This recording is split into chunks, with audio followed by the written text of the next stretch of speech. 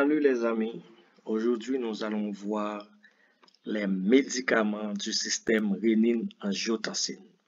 C'est présenté par Dr Milton Noël qui est pharmacien, médecin, obstétricien, gynécologue. Si vous n'êtes pas encore abonné à la chaîne, c'est le moment de le faire.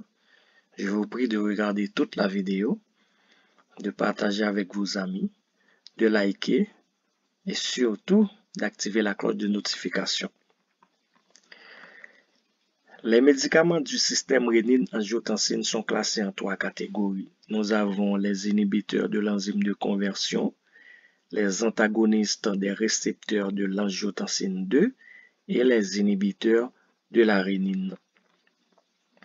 Ces médicaments sont tous indiqués dans la prise en charge de l'hypertension artérielle essentielle, pour certains dans l'insuffisance cardiaque, le post-infarctus du myocarde récent et dans la néphropathie protéinurique du diabète. Le système rénine-angiotensine est classiquement considéré comme un système hormonal. La rénine circulante venant des cellules juxtaglomérulaires rénales agit sur l'angiotensinogène qui est produite par le foie pour la transformer en angiotensine 1. Cette angiotensine 1 va subir l'action de l'enzyme de conversion de l'angiotensine et va transformer l'angiotensine 1 en angiotensine 2. L'angiotensine 2 va être distribuée par la circulation sanguine dans tous les organes et va agir sur des récepteurs de l'angiotensine 2 de type 1 et 2. Et ça va avoir un effet, ou du moins des effets au niveau de l'organisme. L'effet principal de ce système est d'assurer la régulation à court et à long terme de la pression artérielle. L'angiotensine 2 a un effet vasoconstricteur très puissant. De plus, elle est responsable d'une hypertrophie vasculaire et cardiaque et d'une augmentation de la synthèse du dépôt de collagène. Vous pouvez comprendre que ce système est très important. L'effet principal de ce système étant d'assurer la régulation à court et à long terme de la pression artérielle. Donc, nous pouvons comprendre pourquoi on peut utiliser des médicaments de ce système dans la prise en charge de l'hypertension artérielle. Les médicaments de ce système sont les inhibiteurs de l'enzyme de conversion de l'angiotensine, les IEC, les antagonistes des récepteurs de l'angiotensine 2 et les inhibiteurs de la rénine. Les inhibiteurs de l'enzyme de conversion vont agir sur l'enzyme de conversion de l'angiotensine 1 en angiotensine 2. Leur effet est donc d'inhiber les effets liés à la synthèse de l'angiotensine 2.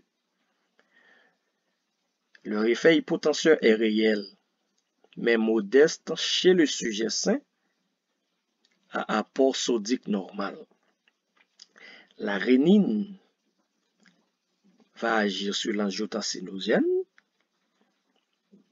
et l'angiotensinogène va être transformé en angiotensine 1 qui à son tour va subir l'action de l'enzyme de conversion pour être transformé en angiotensine 2, une substance vasoconstrictrice.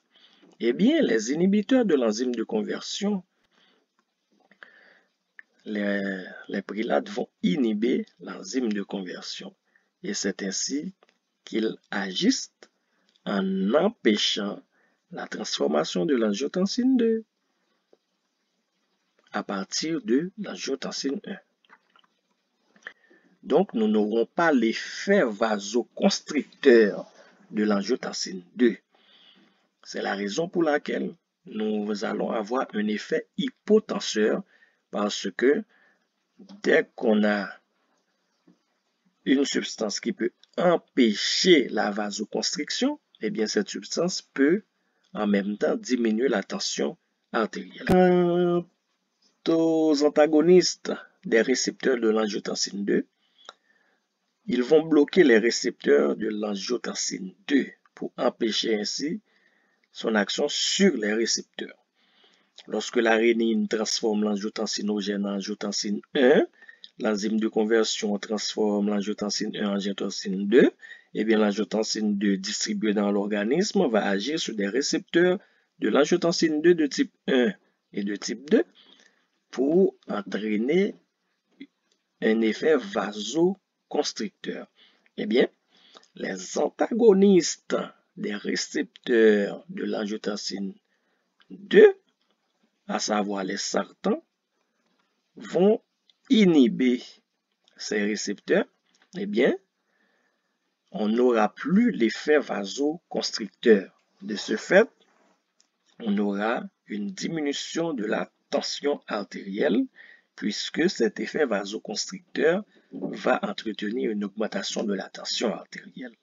D'où l'utilisation de ces médicaments dans le traitement de l'hypertension artérielle essentielle.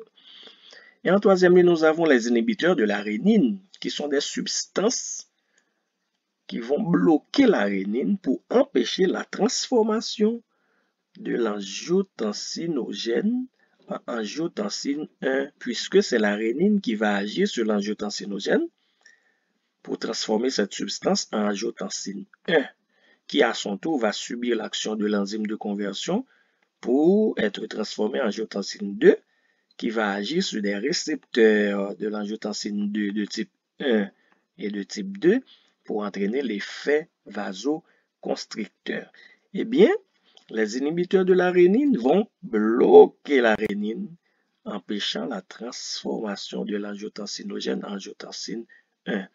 D'où l'utilisation de ces médicaments, le traitement de l'hypertension artérielle, puisque l'angiotensinogène ne va plus être transformé en angiotensine 1, qui va subir l'action de l'enzyme de conversion pour être transformé en angiotensine 2, qui va agir sur des récepteurs pour induire l'effet vasoconstricteur. Et bien, dans ce cas, on n'aura plus cet effet vasoconstricteur, d'où leur utilisation dans le traitement de l'hypertension artérielle essentielle.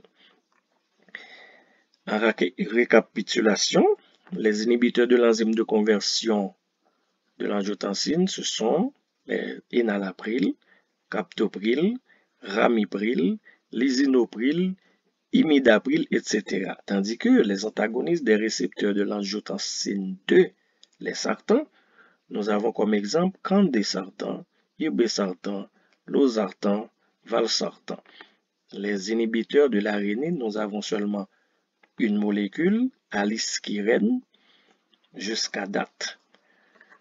Je vous remercie. J'espère que vous avez aimé la vidéo et que vous avez tout regardé. Si ça vous a plu, vous pouvez liker la vidéo, laisser un commentaire juste pour encourager le Dr Noël. Et surtout, vous pouvez poser des questions à l'adresse suivante, myrtonoel@gmail.com. N'oubliez pas de partager avec vos amis.